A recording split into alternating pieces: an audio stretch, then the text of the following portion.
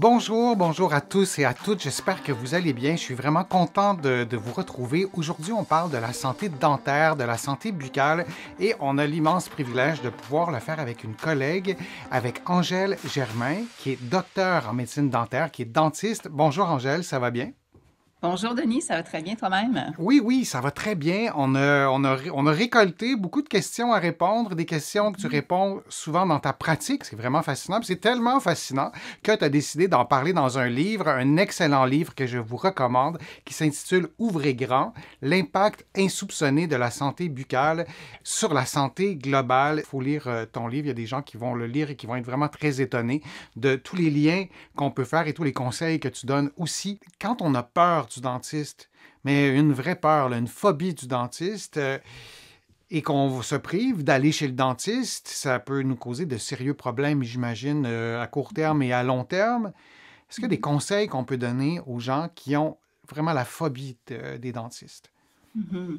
C'est vrai que c'est un problème malheureusement encore répandu, puis qui est lourd de conséquences, comme tu l'as bien Mhm. dit. Puis j'en vois beaucoup dans mon travail aussi de personnes qui ont J'imagine. malheureusement, oui, peut-être une mauvaise expérience étant jeune, et puis on n'oublie pas ces moments-là. Il y a différentes approches possibles.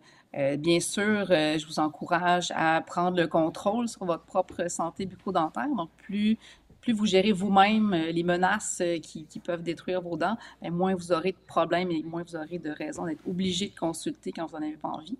Vous assurer d'intervenir lorsque les problèmes sont petits. Par exemple, si vous remarquez que vous avez des dépôts de tartre sur vos dents, n'attendez pas que vos dents bougent avant de consulter. Vous pouvez demander une référence dans votre réseau.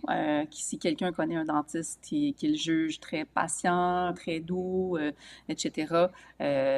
Donc, ça peut être une façon de s'assurer d'être en contact avec un dentiste avec qui vous allez vous sentir en sécurité.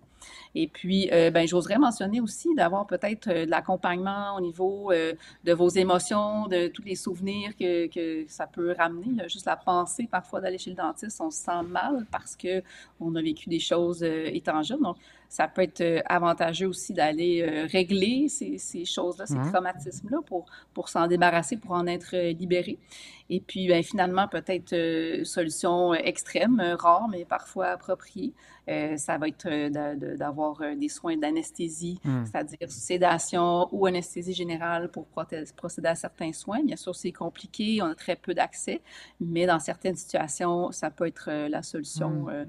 dans un problème qu'on n'arrive pas à régler par les autres approches. Puis une sous-question parce qu'il y a des parents qui nous écoutent pour prévenir, parce que bon, la phobie des dentistes, j'imagine que c'est causé par quelque chose, ou en tout cas, mais donc, est-ce qu'on peut prévenir la phobie des dentistes chez nos enfants? Est-ce qu'il y a des meilleures pratiques pour introduire... Tu sais, c'est rare que les enfants se disent hey, j'ai hâte d'aller chez le dentiste, c'est quand Mhm. la prochaine fois? Est-ce qu'il y a des meilleures pratiques pour introduire positivement les visites chez le dentiste chez les Mhm. enfants? Si le parent lui-même est aux prises avec une peur du dentiste, Hmm. c'est sûr qu'on risque de transmettre cette peur-là.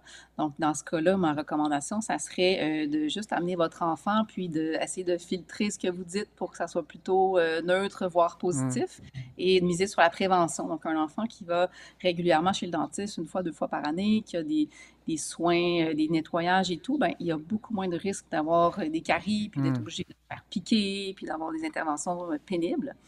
L'autre possibilité pour les enfants, c'est de consulter un dentiste pédiatrique, un dentiste qui est Ah, OK. spécialisé pour les enfants, parce que ces dentistes-là ont vraiment une expertise qui fait une grande différence. Ils ont beaucoup de connaissances, une approche. Chaque détail est orienté pour que l'enfant se sente à l'aise, que ce soit Hmm. la décoration dans la salle d'attente, la taille des chaises, la façon dont le personnel interagit avec les enfants. Hmm. Donc, ce contexte-là peut favoriser une expérience positive et sécuritaire pour OK. l'enfant. Ben merci vraiment pour tous ces conseils-là. J'encourage vraiment tout le monde à se procurer ton livre, à le lire. On sous-estime tellement l'importance de la santé buccale. On sous-estime aussi notre propre rôle qu'on peut jouer dans Mhm. notre santé buccale. Ouvrez grand l'impact insoupçonné de la santé buccale sur la santé globale. Si vous vous dites, bon, brossage des dents, soie dentaire, je sais comment ça marche, vous vous trompez. Pourquoi? Parce que La science est assez puissante. La science découvre des nouvelles choses. Tu nous l'as déjà dit, Angèle, il y a des choses que vous, les dentistes, vous ne saviez pas il y a 20 ans, que vous avez appris peut-être il y a quelques années parce que la science a découvert ces choses-là. Ben, ton livre, c'est une excellente courroie de transmission pour pour s'approprier ça, pour prendre soin de notre santé tout au long de notre vie.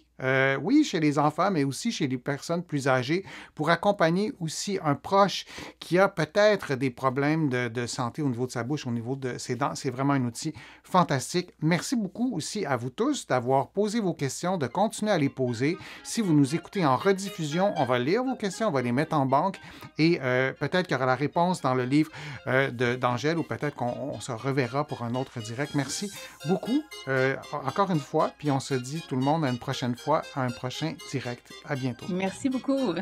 Merci. À la prochaine.